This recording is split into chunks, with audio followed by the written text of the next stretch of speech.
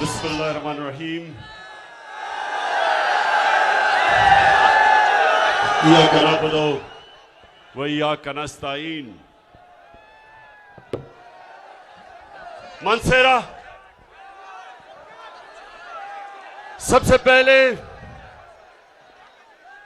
इस शानदार इस्तकबाल का मैं आपका दिल से शुक्रिया अदा करता हूं। बहुत बहुत शुक्रिया।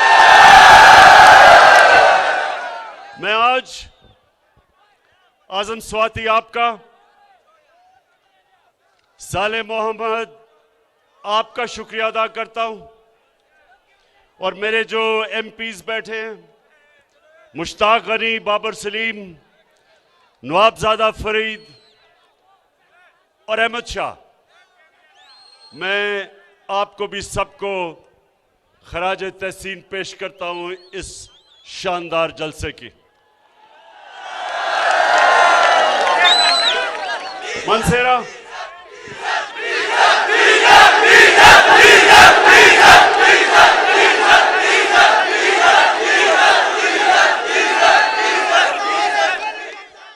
मैं हर जलसे में अपने आप को कह के जाता हूं कि मैं फजल रहमान को डीजल नहीं कहूंगा, लेकिन करूं क्या? मैं जब खड़ा होता हूं तकरीर करने के लिए तो सारे पंडाल से डीजल की आवाजें आनी शुरू हो जाती हैं।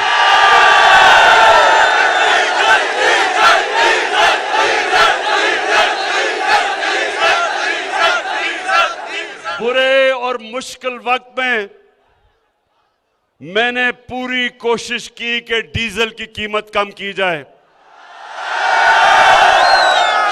इस वक्त ये मनसेरा, आप बाशऊर लोग हो,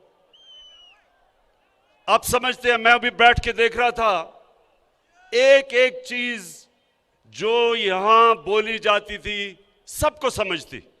तो आपने गौर से जरा मेरी बात सुने कि देखें मैं जब अपने अल्लाह और रसूल की बात करता हूं और अपने दीन की बात करता हूं, ये ऊपर वाला गवाह है। मैं कभी ना वोट लेने के लिए उनका नाम लेता हूं, ना किसी तरह लोगों को अपनी तरफ खींचने के लिए उनके नाम लेता हूं। ये मेरा ईमान है। नौजवानों, ये सुन लो मेरी बात। मैं वो इंसान हूं जो सारी दुनिया फिर चुका है। मैं वो पाकिस्तानी हूं जो दुनिया का, क्रिकेट की दुनिया का सुपरस्टार रह चुका है। कहने का मतलब ये मनसेरा, और मैं खास तौर पे, देखें, मैं नौजवानों से खास तौर पे मुखातिब इसलिए हूं कि मेरे नौजवानों, आप पाकिस्तान का मुस्तकबिल हो। आपको मैं अपने तजर्बे से मैं ये सिखाना चाहता हूं कि सही रास्ता कौन सा है, आपकी अजमत का रास्ता कौन सा है और आपकी तबाही का रास्ता कौन सा है। नौजवानों, जब आप नमाज पढ़ते हैं, आप जब अल्लाह के सामने 5 वक्त दिन में झुकते हैं, तो क्या मांगते हैं? क्या मांगते हैं अल्लाह से? सिर्फ एक चीज मांगते हैं नौजवानों। अल्लाह से आप मांगते हैं कि अल्लाह उस रास्ते पे लगा जिसमें तूने नेमतें बख्शी, उस रास्ते पे ना लगा जो तबाही और बर्बादी का रास्ता है। 2 रास्ते हैं आपके सामने। नौजवानों, सारा वक्त याद रखना कि हमेशा आपके सामने 2 रास्ते आएंगे। ये जो लोग हैं, अभी जो साले मोहम्मद ने बात की, इसके जमीर को खरीदने के लिए 20 या 25 करोड़ रुपए इसके सामने रखे गए।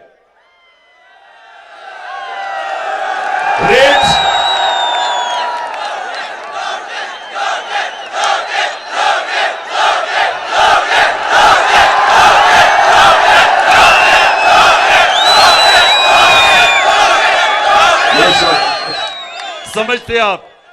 तो नौजवानों, इस वक्त ये जो इस्लामाबाद में मंडी लगी हुई है, इसमें लोगों के जमीर को खरीदने के लिए 20 और 25 करोड़ की ऑफर दी जा रही है। अब ये मैं आपके सामने ये जो लोगों को खरीदने की कोशिश की है, तो साले मोहम्मद के सामने भी दो रास्ते थे। एक रास्ता था कि ये पैसे ले ले और कहे जी इमरान खान तो बड़ा बुरा आदमी है और मुझे अभी पता चला है, मेरा जमीर जाग गया कि ये तो बहुत बुरा आदमी है, इसलिए मुझे तो पता ही नहीं था कि ये इतना बुरा है। मुझे तो अब पता चला है कि पीटीआई ने तबाह कर दिया पाकिस्तान। तो एक तो ये रास्ता है, पैसे पकड़े और कहे जी मुझे मेरा जमीर जाग गया इसलिए मैं उधर जा रहा हूं। एक दूसरा रास्ता है, वो दूसरा रास्ता नौजवानों मुश्किल रास्ता है, लेकिन वो आपके नबी सल्लल्लाहु अलैहि वसल्लम का रास्ता है। आपके नबी का रास्ता आसान नहीं था, हर किस्म की मुश्किलें अल्लाह ने उनको पर डाली। अल्लाह के हबीब थे, सबसे ज्यादा इंसान जिससे अल्लाह प्यार करता था वो हमारे नबी सल्लल्लाहु अलैहि वसल्लम थे। उनका आसान रास्ता नहीं था। जो सच और हक का रास्ता नौजवानों, वो आसान नहीं होता, मुश्किल होता है। सारा वक्त ये चूहे मिलके आपको बुरा भला कहते हैं, गालियां निकालते हैं, जमा होके डराते हैं, ब्लैकमेल करते हैं, लेकिन नौजवानों, इंसान की अजमत का रास्ता ही मुश्किल रास्ता है। आसान रास्ता जो हम समझते हैं कि जी 20 करोड़ रुपया पकड़ लिया और हमारी जिंदगी आसान हो जाएगी। नौजवानों, अल्लाह ने कुरान में 3 चीजें वाज़ेह लिखी हुई हैं कि जितना पैसा आप जिंदगी में बनाएंगे वो अल्लाह के हाथ में है, कोशिश इंसान के हाथ में है, लेकिन कितनी आपकी रिस्क होगी वो अल्लाह के हाथ में है। दूसरा कि इज्जत अल्लाह के हाथ में है, जिल्लत अल्लाह के हाथ में है। ये जो लोग समझते हैं कि आपको बुरा भला कह के आपको इंसान जलील कर सकता है, कोई इंसान को जलील नहीं कर सकता, क्योंकि इज्जत अल्लाह ने अपने हाथ में रखी हुई है। और जिंदगी मौत, सबसे ज्यादा इंसान को खौफ मौत का होता है। अल्लाह ने इंसान को आजाद कर दिया है। वो कहता है कि किस टाइम पे तुम दुनिया से जाओगे ये अल्लाह ने अपने हाथ पे रखा है, इसलिए अल्लाह ने आपको आजाद कर दिया है। कुरान में वो कहता है कि जो लोग ईमान ले आए मैं उनके खौफ दूर कर देता हूं। एक बुज़दिल आदमी वो होता है जिसमें ईमान नहीं होता। ईमान वाले की निशानी होती है उसकी कोई कीमत नहीं होती, उसके ज़मीर को कोई खरीद नहीं सकता, उसको कोई डरा नहीं सकता। तो मैं साले मोहम्मद आज आप सबके सामने आपको इसलिए खराज तहसीन पेश करता हूं कि 20 करोड़ क्या 50 करोड़ भी आपको वो ऑफर करते, आपने नहीं जाना था उनके साथ। अच्छा नौजवानों, अब पहले तो मैं आज अल्लाह के सामने उसका शुक्र अदा करता हूं कि मैं सुरखरू हूं। क्यों? कि उसने मेरे से और मेरी गवर्नमेंट से वो काम लिया जो 50 साल से किसी से, कितनी हुकूमतें आई, 57 मुसलमान मुल्क हैं, लेकिन उसने पाकिस्तान और मेरे से वो काम लिया कि यूनाइटेड नेशंस के अंदर हमने जाके रेजोल्यूशन पास की कि जो इस्लाम के खिलाफ, जो हमारे नबी सल्लल्लाहु अलैहि वसल्लम की शान में गुस्ताखी करते थे, हमारी हुकूमत ने जाके यूएन में कहा है कि ये 15 मार्च हर साल इस्लामोफोबिया के खिलाफ सारी दुनिया में यूनाइटेड नेशंस दिन बनाएगी। और ये जब तक हमें तकलीफ दी जाती थी, आजादी राय के नाम पे, फ्रीडम ऑफ एक्सप्रेशन के नाम पे हमारे नबी सल्लल्लाहु अलैहि वसल्लम की शान में गुस्ताखी की जाती थी, अब यूनाइटेड नेशंस यानी सारी दुनिया की कम्युनिटी ने यह फैसला किया है कि आजादी राय के पीछे छुप के आप 1.5 अरब मुसलमानों को तकलीफ नहीं पहुंचा सकते। तो मैं ये मनसेरा वाले मुझे यह बताएं कि 30 साल से फजल रहमान सियासत कर रहा है दीन के नाम पे, उसने क्यों नहीं ये किया?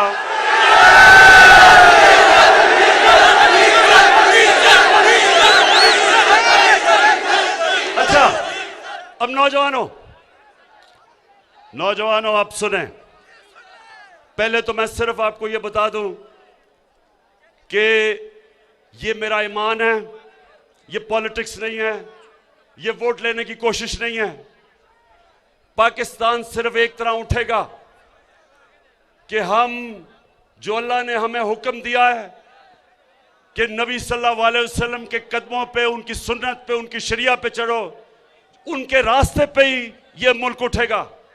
और उनका रास्ता ये था कि पाकिस्तान को अगर हमने ऊपर उठाना है तो जो मदीना की रियासत पे उन्होंने असूलों पे, नबी सल्लल्लाहु अलैहि वसल्लम ने जो असूल तय किए थे, जब हम उन असूलों पे चलेंगे, मैं आप सबको आज दावा करता हूं कि हम सबके सामने आप देखेंगे कि दुनिया में यह मुल्क उठता कैसे है, कैसे हरे पासपोर्ट की दुनिया में इज्जत होती है। और वो सबसे पहले इंसाफ के अलावा जब तक एक माशरे में अदल और इंसाफ नहीं आता, वो माशरा तरक्की नहीं कर सकता।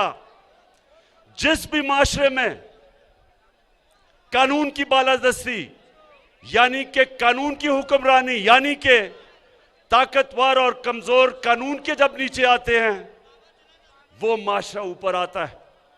मदीना की रियासत में हमारे नबी सल्लल्लाहु अलैहि वसल्लम ने क्या कहा था कि अगर मेरी बेटी भी जुर्म करेगी उसको सजा मिलेगी, कोई कानून के ऊपर नहीं।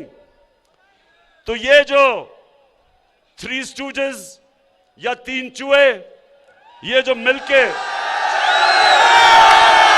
जो मेरे शिकार करने मेरा आ रहे हैं चूहे, इंशाअल्लाह इन चूहों को शिकस्त इसलिए हम देंगे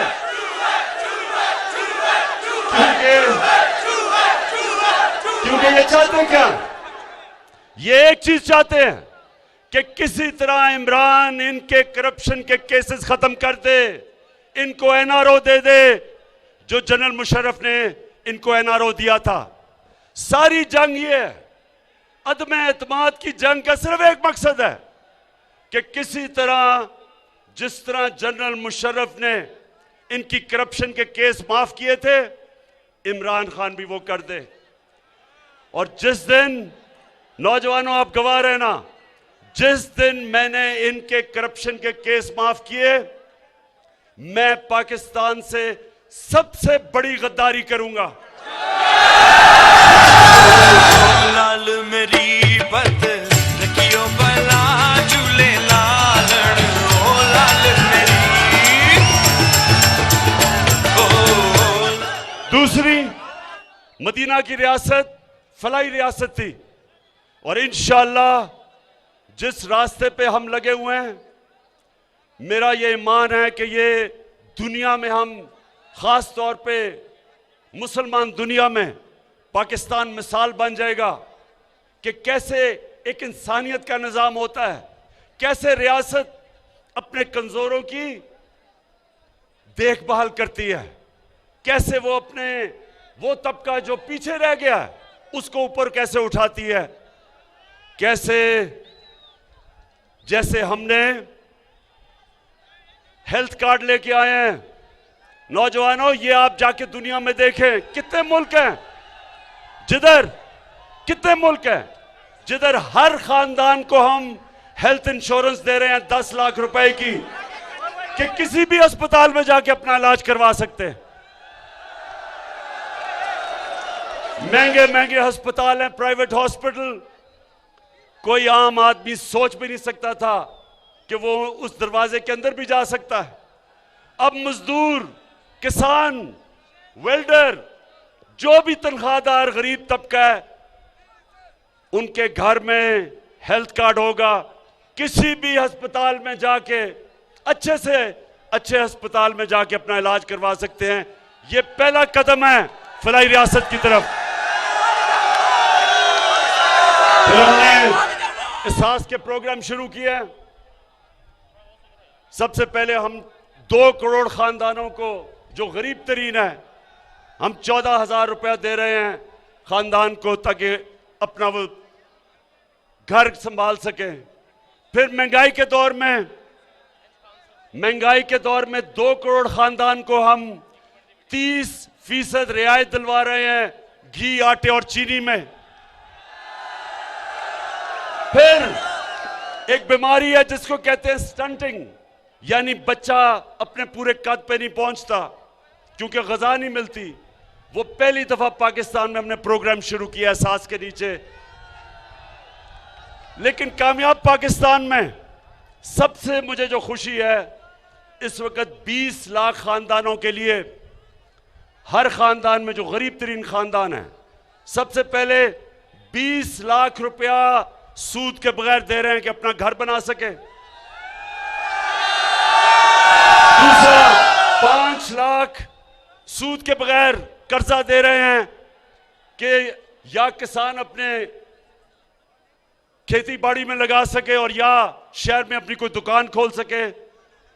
5 लाख रुपया सूद के बगैर कर्जा, और फिर उसी खानदान में टेक्निकल एजुकेशन दे रहे हैं ताकि कोई हुनर सीखे और अपनी नौकरी बना सके।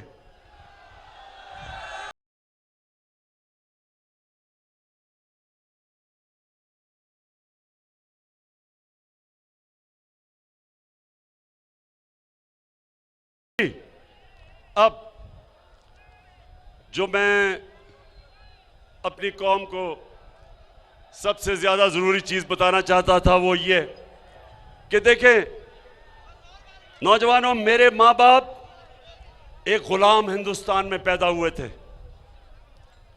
आजाद नहीं थे, अंग्रेज की गुलामी थी। मैं वो पाकिस्तानी हूं जो हम पहले बच्चे आजाद पाकिस्तान में पैदा हुए थे। तो मुझे बचपन से मेरे माँ बाप ने एक चीज बताई थी कि तुम कितने खुशकिस्मत हो कि तुम एक आजाद मुल्क में पैदा हुए हो। तुम सर उठा के फिर सकते हो एक आजाद मुल्क में। बड़ी मुश्किलात थी शुरू में जब पाकिस्तान बना, बहुत ज्यादा हिंदुस्तान से रेफ्यूजीज आए, पैसे नहीं थे, मुल्क चलाने के लिए पैसे नहीं थे, लेकिन बड़ा जोश और जज्बा और जुनून था कि हमने पाकिस्तान को खड़ा कर दिया। तो मैंने ये कभी बात नहीं भूली मेरे नौजवानों कि मुझे बड़ी तकलीफ होती थी जैसे हमारे मुल्क में हमने बाहर के मुल्कों की गुलामी शुरू कर दी। हमारे ऐसे लीडर आ गए जिन्होंने यहां से पैसा चोरी कर करके बाहर भेजा, और जिन मुल्कों में इनका पैसा पड़ा था चोरी का, उन मुल्क के गुलाम बन गए। हमारे मुल्क में 2008 से 2018 तक हम जिस मुल्क के लिए जंग लड़ रहे थे, अमेरिका के लिए, हमारे लोग मर रहे थे उस जंग में, 80,000 पाकिस्तानी मरे। लेकिन उसी जिसके लिए जंग लड़ रहे थे उसने 400 ड्रोन हमले किए हमारे मुल्क के ऊपर। और ये जो 3 चूहे में से 2 चूहे तब सरबराह थे। कभी इनको कोई शर्म नहीं आई कि जिस मुल्क के लिए आप कुर्बानियां दे रहे हैं वो आपके मुल्क पर हमला कर रहा है। कम से कम मुंह से बोले तो सही कि दुनिया में कोई मिसाल ही नहीं इसकी। लेकिन जो अपनी दौलत के गुलाम हो, जिन्होंने चोरी करके पैसा मगरबी बैंकों में और ऑफशोर अकाउंट्स में रखा था, उनके अंदर कभी जुर्रत नहीं आई और एक दफा उन्होंने मजम्मत नहीं की और पाकिस्तानियों को हर किस्म की जिल्लत उठानी पड़ी। तो मैं जब प्राइम मिनिस्टर बना, मेरा पहला यह था कि कभी आगे से मेरा मुल्क किसी की गुलामी नहीं करेगा। हम दोस्ती सबसे करेंगे, सबसे दोस्ती करेंगे। हिंदुस्तान से भी तब दोस्ती करेंगे जब वो कश्मीरियों से इंसाफ करें और वो जो उन्होंने 5 अगस्त 2019 को कश्मीर के अंदर गैर कानूनी और इंटरनेशनल कानून तोड़ के और कश्मीरियों के हुकूक खत्म करके जो उन्होंने किया था, उनसे भी बात करने के लिए तैयार हैं। लेकिन पहले कश्मीर के स्टेटस को वापस लेके जाए। लेकिन हमारी किसी इंसानों से दुश्मनी नहीं, लेकिन इस मुल्क को हम कभी किसी के सामने झुकने नहीं देंगे, किसी की गुलामी नहीं करेंगे। हमारा मुल्क का बनने का नारा था, पाकिस्तान का मतलब क्या, और ला इलाहा इल्लल्लाह का मतलब ये कि ए अल्लाह सिवाय तेरे अगर हम किसी के सामने झुकेंगे वो शिर्क है। और इंशाअल्लाह ये आप देखेंगे कि मैं आपको ये साबित करके दिखाऊंगा कि दुनिया में हर एक पासपोर्ट की इज्जत होगी। अच्छा,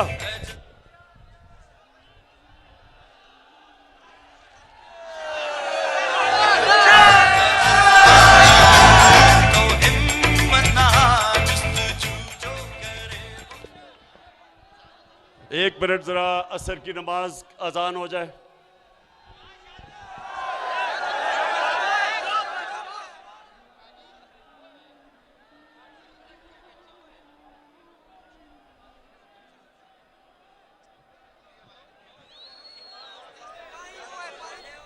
आवाम का जम्मे गफीर वज़ीर आज़म इमरान खान मानसेहरा में जलसे आम से इस वक्त खिताब कर रहे हैं। ये लाइव मनाजिर आप अपने टेलीविजन स्क्रीन पर देख रहे हैं। आज़ान असर का वक्त हुआ चाहता है, जिसकी वजह से कुछ वक्त के लिए ब्रेक लिया गया है। आवाम का जम्मे गफीर है, इस वक्त इंतहाई जोश व खरोश पाया जाता है। वज़ीर आज़म इमरान खान ने आज़ान असर के लिए कुछ वक्त मांगा है, जिसकी वजह से यहाँ पर खामोशी है और कुछ देर बाद वज़ीर आज़म फिर अपना खिताब दोबारा शुरू करेंगे। अपने खिताब में वज़ीर आज़म का उसके बाद सब नमाज पढ़ेंगे जाके।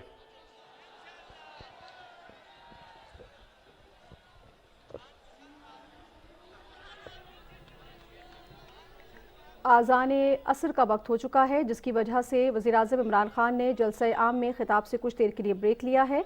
जैसे ही आज़ान असर इख्तिताम पजीर होगी, वज़ीर आज़म इमरान खान दोबारा आवाम से खिताब करेंगे। इस वक्त आप देख सकते हैं आवाम का जम्मे गफ़ीर उमड़ आया है। मानसेहरा में वज़ीर आज़म इमरान खान मौजूद हैं, जलसे आम से खिताब कर रहे हैं। आवाम में जोश व खरोश पाया जाता है। अपने खिताब के दौरान वज़ीर आज़म ने यह भी कहा कि नौजवान नस्ल पाकिस्तान का मुस्तकबिल है। अच्छा जी, आप तो मदीना की रियासत की 3 चीजें क्या थी? कानून की बालादस्ती, हुक्मरानी, इंसाफ एक, फलाई रियासत 2, एक खुददार रियासत जो स्वाय अल्लाह के किसी के सामने नहीं झुकती। अब चौथी चीज है वो आप सबके लिए। चौथी चीज ये है कि 3 तो रियासत की जिम्मेदारी है, एक आपकी जिम्मेदारी है, और वो है अमर बिल मारूफ। अल्लाह का हुक्म है इंसानों को, अल्लाह का हुक्म है कि हर इंसान अच्छाई के साथ खड़ा हो, अच्छाई के लिए जहाद करे और बुराई और बदी के खिलाफ जहाद करे। यह हुक्म है उसका। अल्लाह ने आपको किसी को यह इजाजत ही नहीं दी कि जब अच्छे और बुरे की जंग हो तो आप कहें जी मैं पीछे खड़ा हूं, मैं तो न्यूट्रल हूं, मैं तो किसी के साथ नहीं हूं। यह अल्लाह ने मुसलमान माशरे को इजाजत नहीं दी। अब मेरा वक्त बहुत मगरबी माशरों में गुजरा है। मैं आपको यकीन दिलाता हूं कि जितना भी मेरा वक्त बरतानिया में गुजरा और कोई 20 साल, आप यकीन करें कि हमारा माशरा अमर बिन मारूफ पर नहीं चल रहा, उनका माशरा चल रहा है। वहां मीडिया, उनके इदारे, उनकी अदलिया, उनकी अवाम, सब जब अच्छे और बुरे की जंग होती है, सब अच्छाई के साथ खड़े हो जाते हैं। किसी आदमी, कोई पॉलिटिशियन जो अवाम का पैसा चोरी करता है, जिस पॉलिटिशियन के मकसूद चपड़ासी के अकाउंट में 375 करोड़ रुपए आ जाता है, जिसके नौकरों के अकाउंट में 16 अरब रुपए आ जाता है, सारी कौम, सारा मीडिया, उसकी अपनी पार्टी, सब उसके खिलाफ खड़े हो जाते हैं, सब बदी के खिलाफ खड़े होते हैं। कभी यह नहीं होता कि एक भगौड़ा जो मुल्क छोड़ के झूठ बोल के भाग जाए, जो अदालत उसको मुजरिम करार दे, उसके बाहर पैनमा का इंकशाफ हो और उसके पकड़ा जाए कि जी बेटी के नाम पे 4 अरबों रुपए के महलात खरीदे हुए हैं लंदन में, सबसे महंगे इलाके में, और फिर अदालत उसको सजा दे, फिर वो झूठ बोले। पहले मुशर्रफ के दौर पे झूठ बोल के गया कि मैंने कोई सऊदी अरेबिया से मुआहदा नहीं किया, और फिर इस बारी कि जी मैं बीमार हूं, बहुत मरने लगा हूं, फिर झूठ बोल के चला जाए। नौजवानों, वो माशरों के अंदर जिधर अमर बिल मारूफ है, जिन माशरों में अमर बिल मारूफ के ऊपर लोग अमल करते हैं, इस आदमी के लिए मीडिया तो छोड़ो, उसकी अपनी पार्टी छोड़ जाए उसको। झूठो, एक बर्तानिया में एक प्राइम मिनिस्टर था, हैरल्ड मैकमिलन, उसने झूठ बोला, उसको रिजाइन करना पड़ा झूठ बोलने पे। यहां झूठ भी बोलो, एक दफा नहीं, 2 दफा नहीं, अदालत में झूठ बोलो, कतरी खत झूठ बोलो, कैलिब्री फॉन्ट झूठ बोलो, झूठ पे झूठ बोलो, लेकिन वो फिर भी लीडर बना हुआ लंदन में बैठ के, इसलिए कि हम अल्लाह के हुक्म पे नहीं चलते।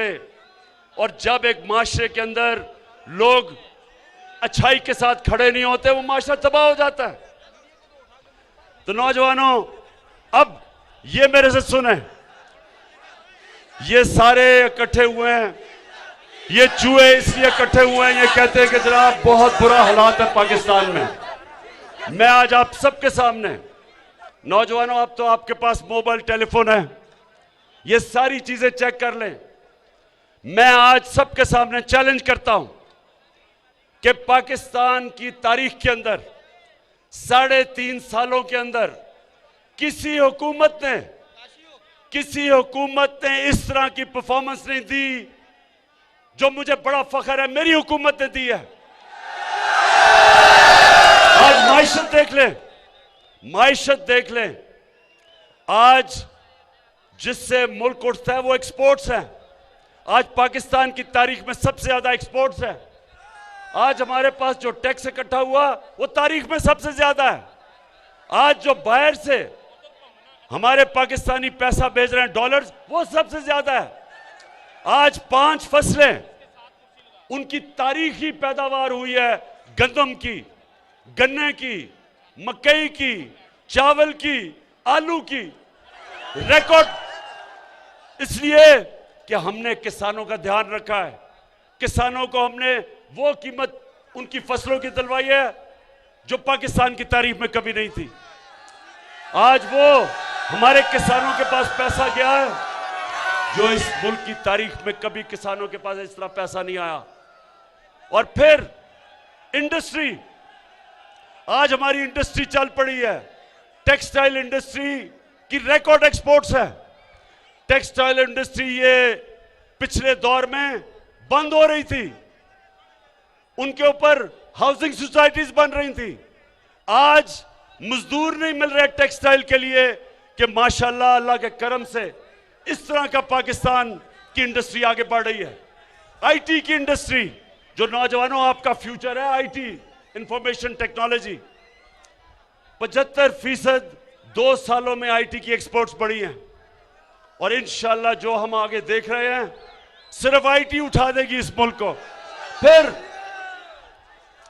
फिर ये मैं आपको बताऊं कि जब एक मुल्क में ईमानदार हुकूमत आती है, और फर्क क्या है, पाकिस्तान के ऊपर रेकोडेक 2000 अरब रुपए का पाकिस्तान पे हर्जाना हुआ था। 2000 अरब रुपए का पाकिस्तान के ऊपर एक फैसला किया था अदालत ने, और हमारे ऊपर हमने 2000 अरब देने थे जिन कंपनियों ने अदालत में गई थी। मुझे फख्र है कि 3 साल मुसलसल हमने नेगोशिएट करके हमने वो मसला हल किया। वही कंपनी जो छोड़ के चली गई थी, सोने की और कॉपर की, तांबे की जो माइंस थी, वो वापस आ गई है। 9 अरब डॉलर वो अब पाकिस्तान में इन्वेस्ट करेंगी। बलोचिस्तान की इंशाल्लाह तकदीर बदल जाएगी। पाकिस्तान में डॉलर्स आएंगे, जो ये हमारे रुपए पे जो प्रेशर पड़ता है, इससे डॉलर आएंगे। फिर ये सुने जरा, एनएचए, सड़कें, ये भी नौजवानों आपके पास टेलीफोन हो, मोबाइल फोन हो, ये गूगल करें कि 2013 में जब नून लीग थी तो किस कीमत पे सड़कें बनाई जा रही थी, और 2021 में महंगाई के बावजूद किस कीमत पर सड़कें बनाई। आपको हैरत होगी कि 2013 में जिस कीमत पर सड़कें बनाई गई और 2021 में हमारे दौर में 23 करोड़ रुपए फी किलोमीटर हमने सड़कें सस्ती बनाई, बचाया मुल्क का। और ये भी वेबसाइट पे जाके देख लें कि हमने फख्र से मैं कहता हूं कि 1000 अरब रुपया हमने कौम का बचाया सड़कों के ऊपर, और उसकी वजह से हमने दुगनी सड़कें बनाई कौम का पैसा बचा के। रेलवेज, पहली दफा रेलवेज 50 साल के बाद हमने जो खसारे में था उसको नफे पे ले आए हैं, और इसमें आजम स्वाति को खास तौर पे मैं दाद देता हूं।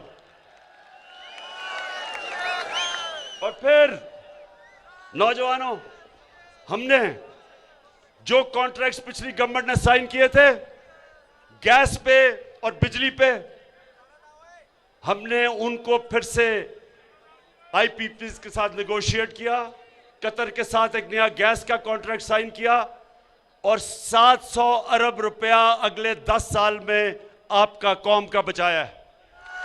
ये पैसा आप पे लगेगा, ये जितना भी पैसा बचता है वो आप पे लगता है। तो आखिर में मानसेरा, आखिर में मैं इस जबरदस्त जुनूनी जलसे का आपका शुक्रिया अदा करता हूं।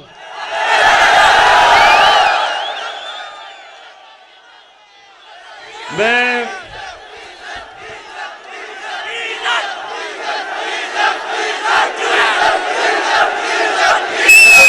अच्छा जरा एक मिनट हाथ उठा के जरा मुझे बताओ मानसेरा के लोगों कि ये 3 चूहे जो करने चले हैं शिकार, ये कामयाब हो जाएंगे?